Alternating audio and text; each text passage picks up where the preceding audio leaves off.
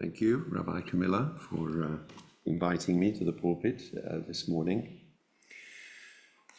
The Jewish calendar, a leap year known as Shana Me'uberet in Hebrew, occurs approximately 7 times in a 19-year cycle.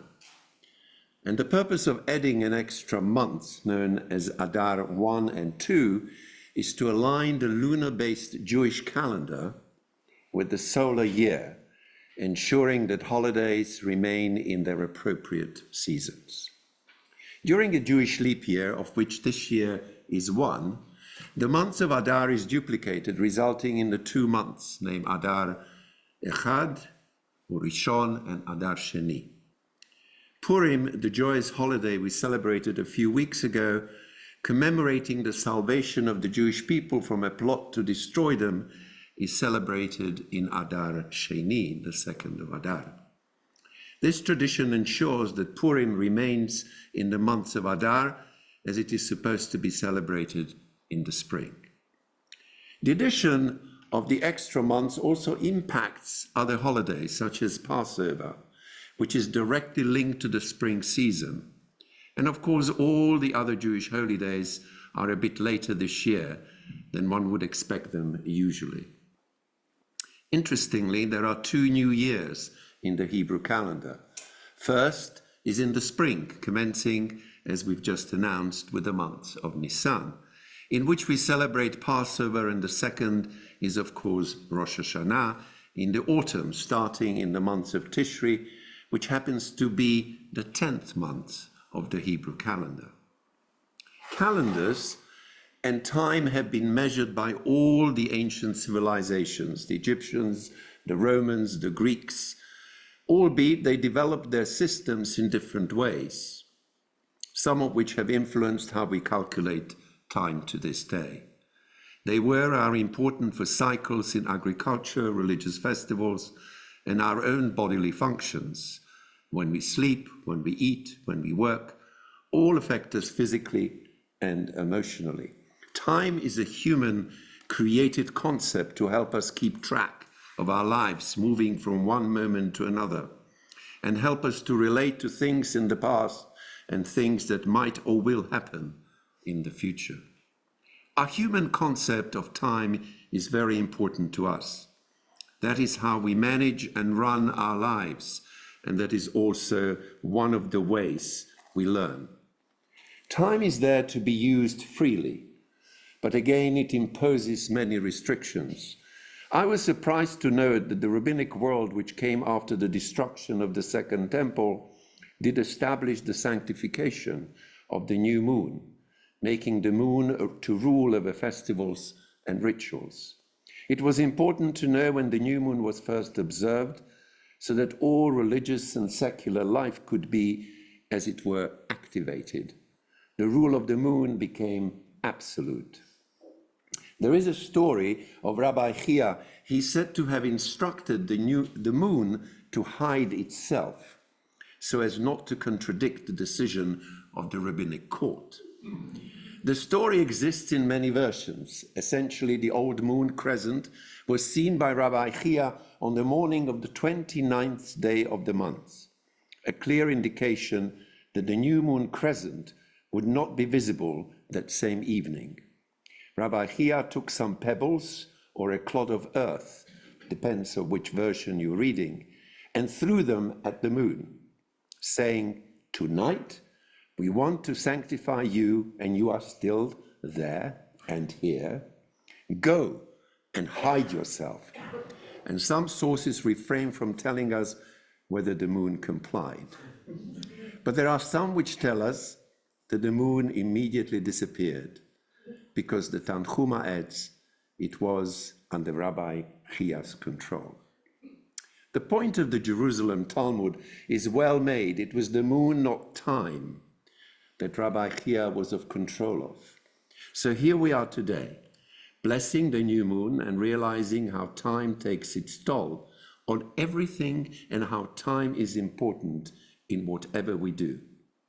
Perhaps you might recall the run-up to the millennium, when we were sent into a tizzy that things will not work, and that somehow the 3 zeros after the number 2 would make a difference. Well, everything worked. And the reason for the panic button was that uncertainty about time and our total and absolute reliance on it. Today, some 20 years after the millennium, I see a monumentally changing world, politically, economically, and technologically. Time has not stood still, and it has brought us this season and complexity, and in many instances, confusion. And as I have been reflecting about time, I've come up with another important aspect of life, which I believe in order to live well, and in a world of understanding, is as important as time. And that is freedom of speech and thought. Whilst you cannot suppress time, we have seen throughout the ages that rulers have suppressed freedom to think and speak freely. I believe that freedom of expression is a fundamental part of living in a free and open society, and above all, a basic need of every human being. Shortly, we shall be celebrating Passover, a festival which tells us the teachings and teaches us of the important freedom. And it was Moses who did not fear to speak out both with his own people as well as with Pharaoh, and of course, with his maker. Rabbi Jeremy Rosen, a friend of mine who now lives in New York, sends me his weekly blog. This week he wrote about freedom of speech, which I guess is the trigger to my own thoughts on the subject. He wrote, "In my youth, I always regarded free, reasoned, civilized speech to be one of the most important and positive features of Western societies. My education at school, university, and beyond was always predicated on the freedom of expression and listening to another point of view. Almost as important was that you could laugh at and make fun of ideas you thought were ridiculous, so long as you avoided being abusive or threatening. No one and no idea should be above a little satire. But no longer. Now you can offend people or make them feel insecure simply by expressing a different opinion." He also mentioned in his essay an important and influential book, The Rise and Fall of the Roman Empire, who showed how an advanced great society could rise and fall when it lost its moral compass.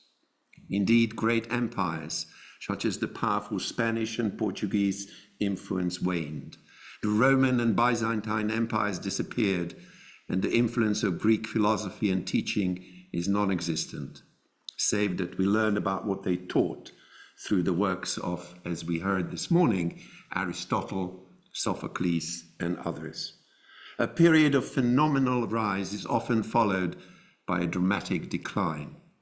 In recent times, we have seen the breakup of the mighty Soviet Union, which we see is now trying to get back what it lost after the political reforms undertaken by Mikhail Gorbachev in his glasnost policy.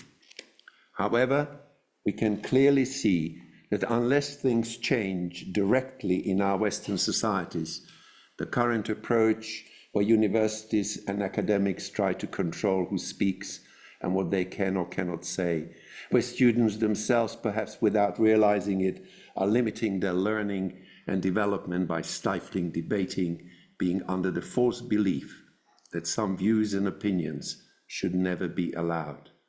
Of course, racist, abusive, or destructive views should not be tolerated, but reasoned opinions and ideas should find an open door, as badly argued would be rejected anyhow. One of the most powerful tools in Judaism is the encouragement and ability to ask questions. And it is not a coincidence that we have a joke that a Jew always answers a question with a question. And there are 2 Jews and 3 opinions. Judaism survived after the destruction of the Second Temple precisely because it encouraged questioning and debate. And this clearly can be seen when one reads the rabbinical discussions of the Talmud and later literature. Indeed, it was said of the great disagreements between the schools of Hillel and Shammai that arguments never got personal. They did not stop them from marrying each other. I do not think I could conclude with clearer words than those of my friend, Rabbi Rosen, who said, listening to another point of view respectfully, allowing them to finish without interruption, is lauded in the Mishnah. The characteristics of a golem, the idiot, is someone who interrupts and does not allow the other person to finish. Time and space are not a measure of all things, however important they are to live, create and progress. But freedom of speech is that important element of life which will define us as a society, as Jews, and as human beings. Amen.